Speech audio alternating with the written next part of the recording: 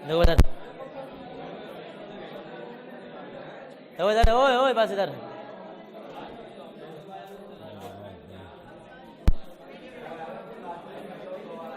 अरे सुन भी लो इधर, बस ओ बहुत बात होगी इधर। ये हमारे पास क्वेश्चन दिया है, दिए गए परिपथ में परिपथ की प्रतिबाधा और धारा का आरएमएस मान ज्ञात करना है। तो ये परिपथ दिया है, परिपथ कौन सा होगा ये? R L R C L C are,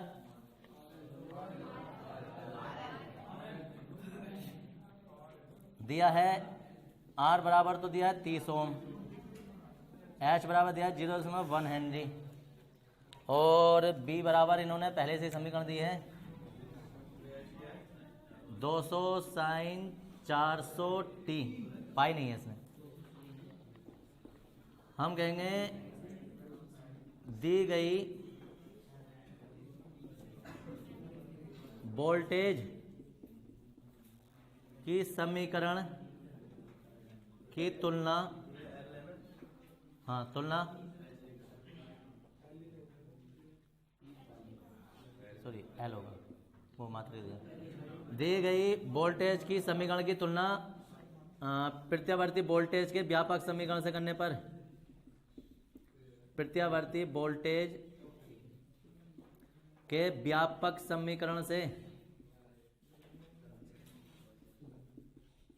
और व्यापक समीकरण होता है B बराबर B0 साइन ओमेगा टी। यहां से B0 का मान मिल जाएगा 200 वोल्ट और ओमेगा का मान मिल जाएगा, टी छोड़ दो बस, 400। अब यहां आने के बाद में हमें जब Z निकालेंगे ना हम, तो हम कहेंगे परिपथ की प्रतिबाधा,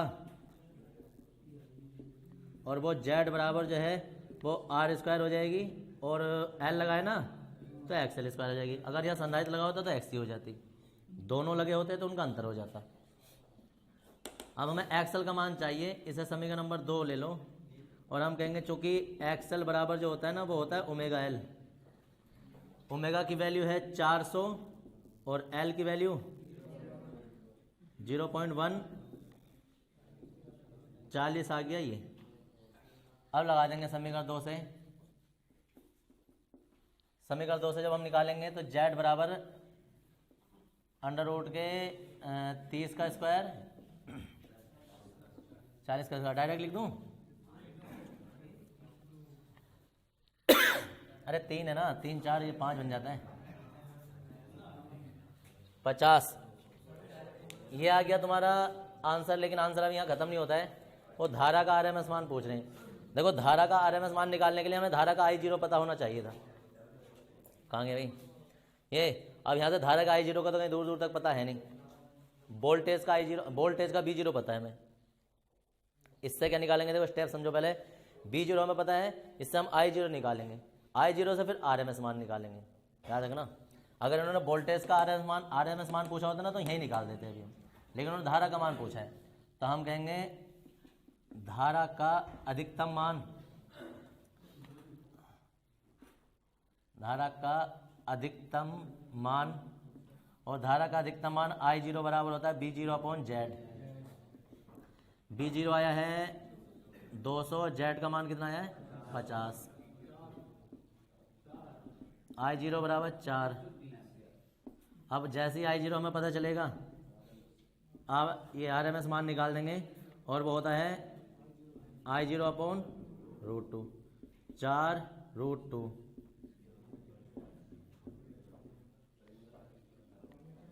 पता चल रहा है? ये भी ना पता चल रहा है?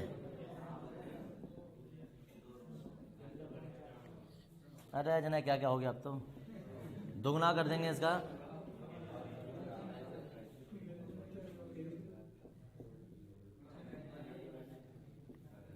यह है तुम्हारा आंसर। देखो उधर जरा ना, किसी भी सवाल के ना कॉन्सेप्ट को समझोगे, उसके पीछे क्या क्या चीज़ें छुपी होती हैं। देखो यही सवाल है, यही परिपथ है, इससे कितने सवाल और बन सकते थे। वो जैसे इन्होंने पूछा था ना, BRMS का मान पूछ सकते थे, IRMS का मान पूछ सकते थे। शक्ति तुम्हारा निकल गया है, वरना P बराबर BI हो सकता था, तो BI नहीं होता, BRMS और IRMS मान होता है। इसके 10 भी पूछ सकते थे। इसमें बहुत सारी चीज़ें हैं जो इसी सवाल से पूछ सकते हैं। जो समस्या ये है कि कोई भी इस चैप्टर की बात कर रहे हैं हम, कि इस चैप्टर में कोई भी सवाल तुम चुटकियों में तब कर सकते हो जब तुम्हें उसका फॉर्मूला पता है। ज़्यादातर लोग इसमें गड़बड़ क्या कर आते हैं, प्रतिबाधा की प्रतिघात निकाल आएंगे। दरअसल यहाँ एक गलती और करते हैं ज़्यादातर, कभी कभी टेस्ट में जैसे मैं क्वेश्चन देता हूँ तो क्या गलती करेंगे, जैसे धारा का मान निकालना होगा ना तो आर से भाग कर देंगे हम, समझ गए, आर से। अगर तुमने आर से भाग कर दी ना तो धारा तो निकल आएगी, लेकिन वो सिर्फ इसमें प्रवाहित होने वाली धारा निकल आएगी, पूरे परिपथ वाली नहीं आएगी जो ये इससे निकलती, क्योंकि तुमने आर से भाग की है तो आर वाली धारा आ जाएगी। यहाँ से जेड की जगह तुमने आर से कर दी तो ये वाली धारा आ जाएगी, और अगर तुमने एक्सेल से कर दी तो मान तो एक्सेल से भी आ जाएगा। कहाँ ये एक्सेल, ये एक्सेल से अगर जो तुम यहाँ भाग कर दो B0 से तो I0 का मान तो फिर भी आ जाएगा, लेकिन वो फिर यहाँ की धारा आ जाएगी। मान चेंज ना हो भले से, लेकिन अभी समांतर क्रम हो या कोई दूसरा परिपथ हो तो उसमें मान चेंज हो जाते हैं, आंसर गलत हो जाता है। तो अगर जो कुल धारा निकालनी होती है तो कुल प्रतिबाधा लगाई जाती है और कुल ही वोल्टेज लगाए जाते हैं। तो छोटी छोटी बातें होती हैं जो तुम इसे ध्यान रख लोगे। और एक और बात सुन लो सबके सब दोबारा से, मैंने कल भी बताई थी शायद केमिस्ट्री वाले बैच में, कि मार्केट में अनसोल्ड पेपर आ गए हैं, अनसोल्ड मतलब सोल्ड पेपर आ गए हैं। तो राहुल टॉप 10 या मास्टरमाइंड या विद्या या आइडिया वगैरह के या कोई धमाका पमाका करके नाम आते हैं वो, तो ये नहीं लेना है किसी को भी, भावना का मॉडल लेना है, भावना का सोल्ड पेपर, ठीक है जी। भावना का सोल्ड पेपर लेना है फिजिक्स का, भावना का सोल्ड पेपर लेना है केमिस्ट्री का जो लोग जहाँ पढ़ लें वो अपनी मन जाने, लेकिन फिजिक्स का भावना का चाहिए मुझे यहाँ, क्योंकि जनवरी में यहाँ फिजिक्स का सोल्ड पेपर होने स्टार्ट हो जाएगा।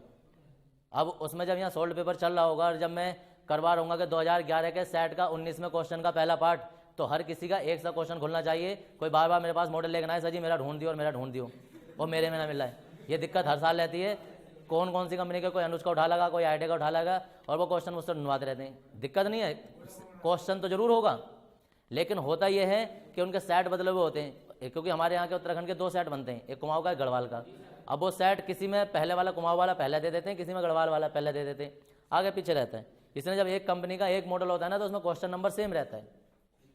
ये नहीं होता है कि अभी जब मैं बोलूँगा 2012 का क्वेश्चन नंबर 10 देखिए, या इसमें 2010 का 23 में क्वेश्चन का पार्ट नंबर 2 देखिए, कोई ऐसा जैसा कोई सवाल आता है स्पेशल, तो सबके सब पेज पलट नहीं, आधे घंटे ढूंढने में लग जाता है कि मेरा ढूंढ दो और मेरा ढूंढो, सर जी मुझे तो ना मिल लिया और मेरा कहाँ है, और क्वेश्चन हम करके भी बैठ गए और पता चला वो ढूंढते रह गया। तो इसलिए एक कंपनी, एक प्रकाशन और एक ही पब्लिकेशन होना चाहिए तुम्हारा, कि जिसमें कोई भी ये दिक्कत ना है कि वैसा मेरा ढूंढो वो पड़ोसी का झाँक रहे दिखाइए तेरा कहाँ है मेरा कहाँ है। तो मार्केट में आ गए हैं, ले आओ। और एक और बात बता दूं मैं, सुनो इधर, उसके जो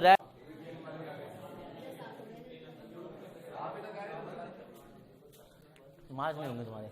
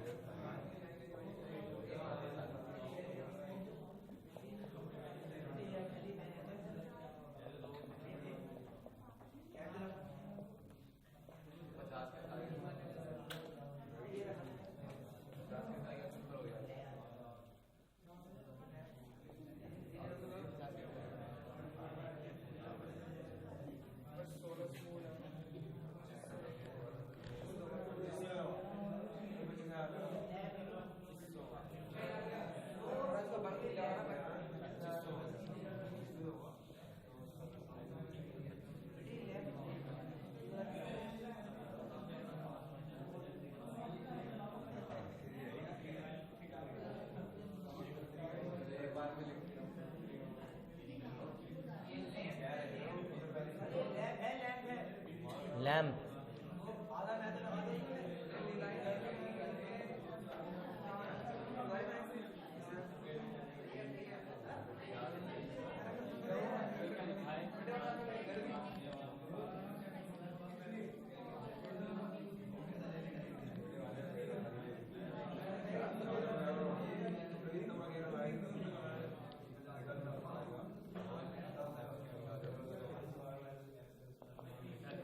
तीन नंबर के लिए इंपॉर्टेंट सवाल है।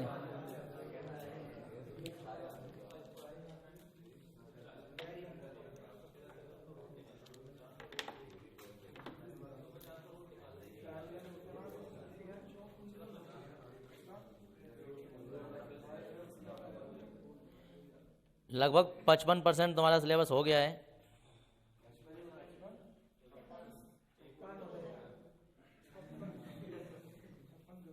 दो तीन दिन बाद 60% हो जाएगा। तो अब जब तुम पेपर लेकर आओगे अनसोल्व पेपर, सोल्ड पेपर लेना, तो अपना अपना वो देखना स्टार्ट कर दोगे कैसे कैसे क्वेश्चन आते हैं। बात है सबको बताई जाती है, नोट कोई कोई करता है, जो नोट करता है उसी की डिवीजन बनती है, और बाकी फिर लोग उसके लिए हेरा काटते हैं कि यार इसकी कैसे आ गई, क्योंकि वो एक एक बात को सुनता है ध्यान से और उस पर अमल भी करता है। सारे लोग नहीं करते।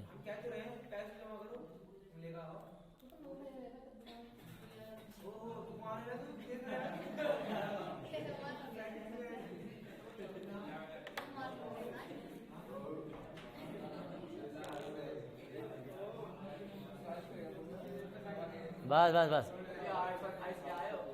अरे उनके भाई बहन के आपस की बात है, तुम लोग तो हेरा काट रहे हो। और क्या,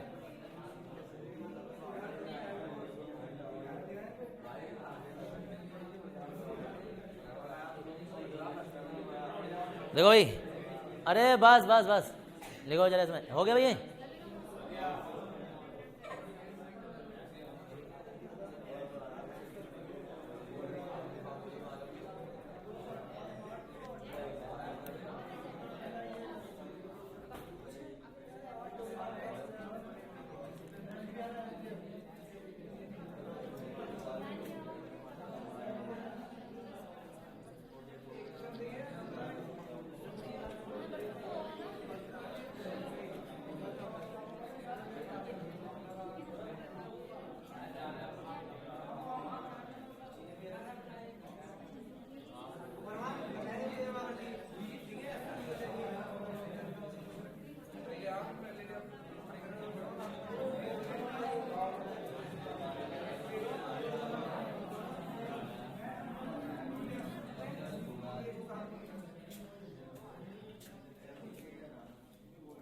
मेरे पास पैसे जमा करोगे तो एक साथ करोगे, वरना अपना अपना आप ले, किसी ना किसी कहाँ से कोई ना कोई जाता रहता होगा काशीपुर।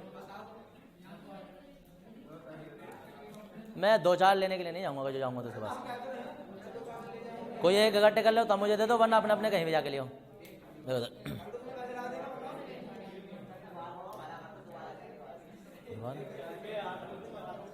देखो इधर, अरे अब सुन लो यार एक मिनट, ओ बस बोलो मत। देखो इधर कोई परिपथ है, ये चित्र उसमें नहीं दिया होगा, सिर्फ मैं तुम्हें समझाने के लिए बता रहा हूँ। ये कोई परिपथ है और इसमें कोई लैंप लगा दिया, लैंप का मतलब कोई बल्ब लगा दिया,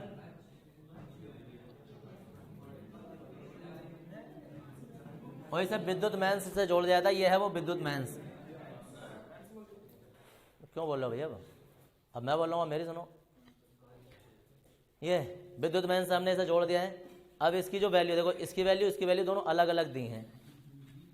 ये विद्युत मेंस है और ये लैंप है।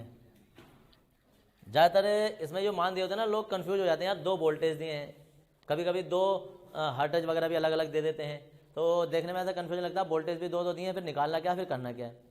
तो इसमें क्या दिया है कि देखो पहले ढंग से क्वेश्चन को यहाँ से पढ़ना कि एक 50 वाट और 100 वोल्ट का लैंप है, यानी कि ये लैंप के ऊपर की पावर है। ऐसे समझना जैसे तो मार्केट से जब कोई बल्ब लेकर आते हो ना, तो उसके फ्रंट पर पढ़ के देखना, उसमें उसकी सारी डिटेल लिखी होती है, कितने वाट कितने वोल्टेज पर ऑपरेट होगा, कौन सी कंपनी होती है, कितनी इसकी हर्ट्ज होती है। किसी ने ध्यान से पढ़ा नहीं होगा, लेकिन फ्रंट पर सारी चीज़ें लिखी होती हैं उसकी। तो ये लैंप के ऊपर लिखा हुआ है कि क्या क्या है, देखो कि उसके वाट हैं, वाट का मतलब समझ लो P 50 है, और वोल्टेज लेता है वो, वोल्टेज 100 पर जाके जलेगा, 100 वोल्टेज लेगा। अब बाकी आगे का कुछ नहीं दिया उन्होंने। आगे जो विद्युत मेंस की बात करें तो विद्युत मेंस में वोल्टेज दिए उन्होंने 220 वोल्टेज की हम उसे सप्लाई दे रहे हैं। हर्ट्ज कितने ले रहा है वो, 50 हर्ट्ज, वो सबके घरों में इतने जाते हैं सेम ही हर्ट्ज देता है। अब उन्होंने पूछा क्या है, उन्होंने पूछा है कि इस परिपथ में श्रेणी क्रम में कितने प्रेरकत्व की आवश्यकता होगी, यानी कि एल का मान पूछे। एल का मान हम तब निकालेंगे जब हमें एक्सएल पता होगा। हाँ जी, एल का मान हम तब निकालेंगे जब हमें एक्सएल पता होगा। अब एक्सएल हमें कहाँ से पता होता है, एक तो एक्सएल का मान हमें पता होता है 2 जगह से पता, एक्सएल निकाल सकते हैं हम, एक्सएल बराबर ओमेगा एल।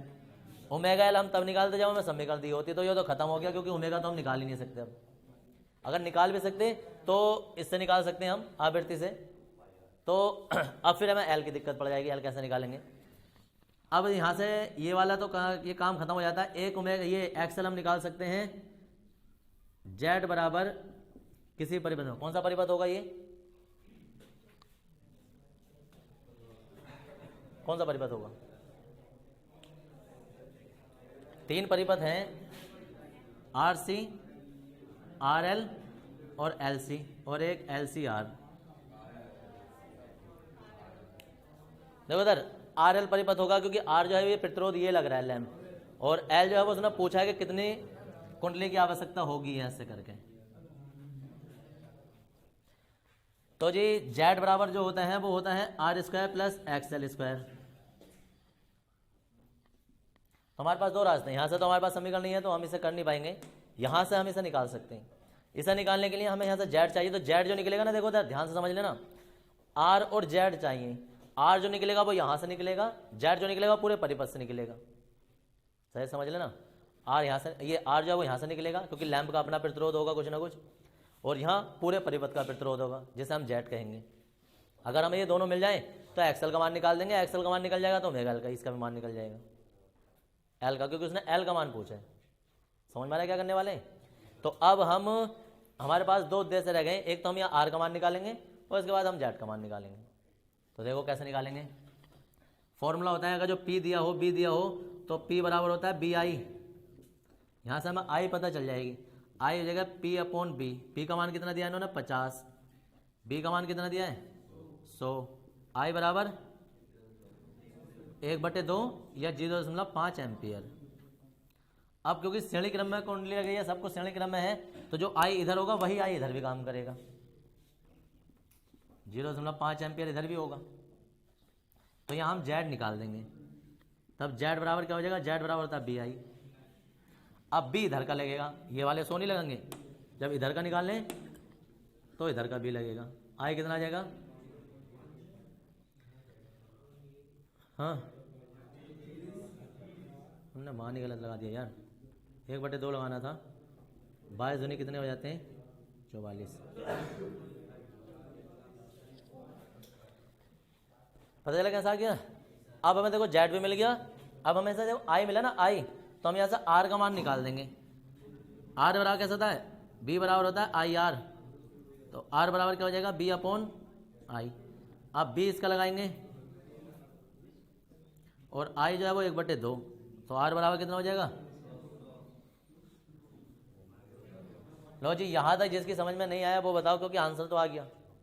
अब तो पाइथागोरस प्रमेय लगानी है सीधी जैसी होती है। जेड पता है, आर पता है, एक्सएल का मान निकालना है, तो हम कहेंगे चूंकि जेड बराबर जो होता है वो होता है R square plus XL square. दोनों पक्षों का पहले वर्ग कर दो, तो जेड स्क्वायर एक्सएल स्क्वायर, मान एक्सएल का निकालना है तो आर इधर चला जाएगा, एक्सएल स्क्वायर बराबर जेड स्क्वायर माइनस के आर स्क्वायर। अब जेड इस अंडर रूट का चलो बाद में कर देंगे, जेड का मान देख लो 440 का वर्ग माइनस आर, आर है 200 का वर्ग। ठीक है जी। अब इसमें से क्या कॉमन आ सकता है, 10 तो कॉमन आ ही रहा है। ठीक है जी, यहाँ 44 का वर्ग हो रहा है और यहाँ 20 का वर्ग हो रहा है। एक्सएल स्क्वायर तो चल ही रहा है, अंडर रूट ही कर दो। अब 10 तो निकल कर आ जाएगा बाहर, 44 का वर्ग कितना होगा, देखो इधर 4 चौक 16 और 4 चौक 16 दूनी 32 और 4 चौक 16 और 3 19।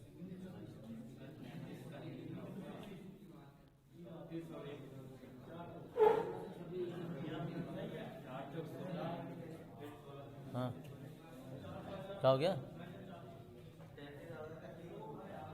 अच्छा 4 चौक 16 33 आ जाएगा, तो आ गया भाई साहब आ गया। अब 400 जब इसमें से ख़त्म करेंगे हम तो 1536 बचेगा। है किसी का अंडर रूट, 40 का कितना होता है? 40 का होता है कितना? 1600, 1500, 16 कॉमन।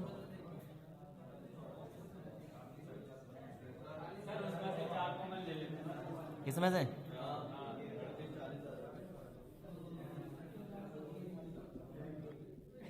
इसमें से 4 कॉमन भी लो तो कितना आ जाएगा? 11, और 4 इसमें से कॉमन आ जाएगा,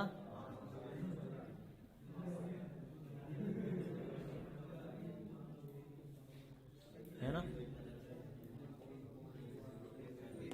अब 11, 121 और ये 25 सही चल रहा है।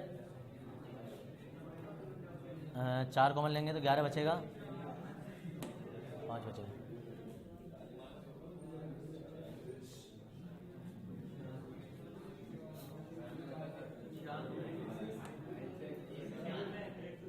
छियानवे,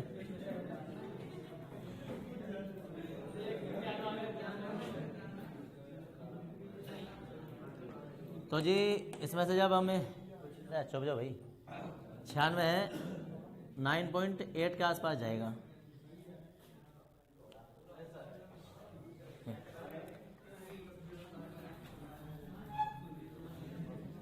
तो जी एक्सएल बराबर जो है वो 0 और 4 अट्ठे 32।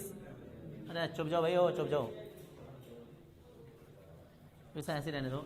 एक्सएल बराबर जो है वो 40 और 9.8। एक्सएल बराबर होता है ओमेगा एल।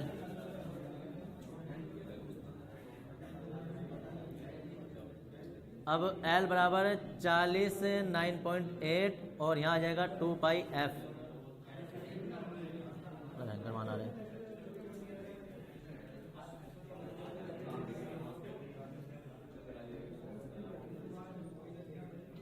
और 22 है, ठीक है। 50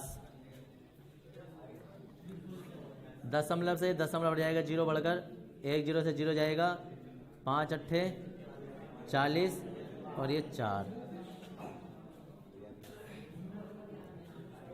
यहाँ से भी और कट जाएगा 2 बार, ये 157। तो 98 दूनी 196, 57 एल का मान कितनी बार जाएगा? 1 दशमलव।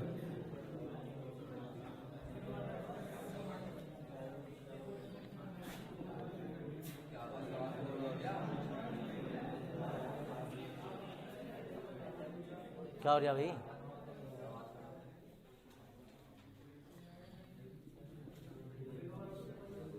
यहाँ 16 में से 9 जाएगा और 8 है, 3 बचेगा, दशमलव लगाया, 0 बढ़ाया, 15, 1.2 हेनरी। ये तुम्हारा आंसर होगा। एनसीईआरटी का सवाल था और अच्छा सवाल है, 3 नंबर है। थोड़ी सी मेहनत करके मिलेंगे तुम्हें, ऐसा तो मिलने ही नहीं है।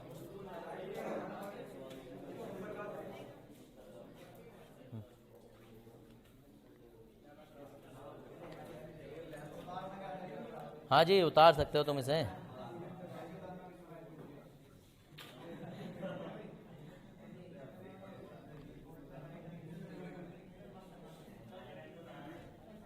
काले पेन से।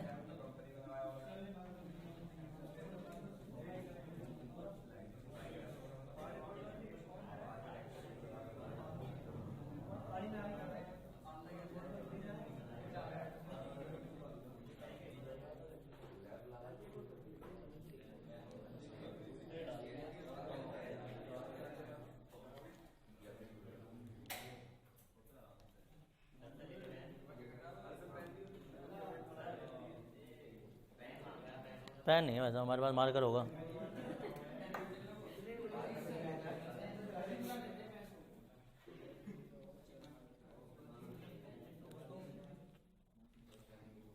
घर से हथियार लेकर नहीं आते हो, मैदान में कूद जाते हो, हार के तो जाओगे।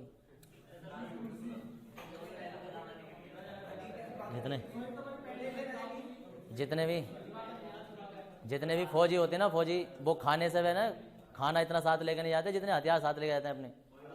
पहले चेक करते हैं कि मैगजीन पूरी है नहीं है, बुलेट पूरी है नहीं है। पता चला बॉर्डर पर पहुंच गए तो वापस कैंप में कौन आएगा लेने।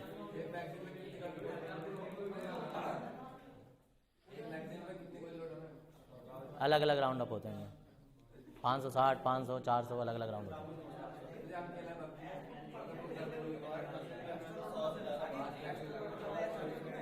40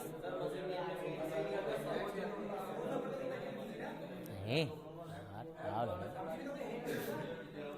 यूट्यूब पर देख लेना एक बार कैसे चलती है मैग्नेट। अरे चक्र चलता है पूरा, उसके अंदर पूरा पैकेट होता है, वो उसके अंदर गोलियां से रखी जाती हैं।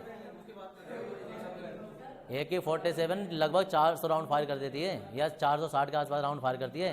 और AK-56 जो आ रही है, अब तो बहुत आ गई, ये तो बहुत पुरानी हो गई। तुम उसकी बात कर रहे हो दिवाली पर जो पटकारे छोड़ते हैं, PUBG वाली।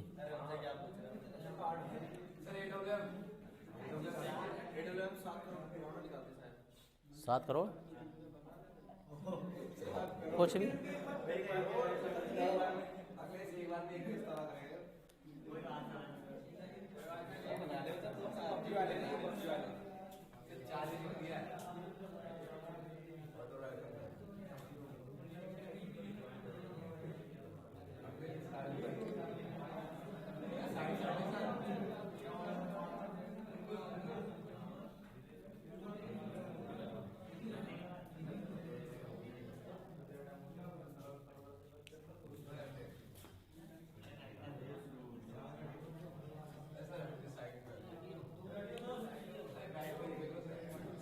अगला क्वेश्चन बता लो।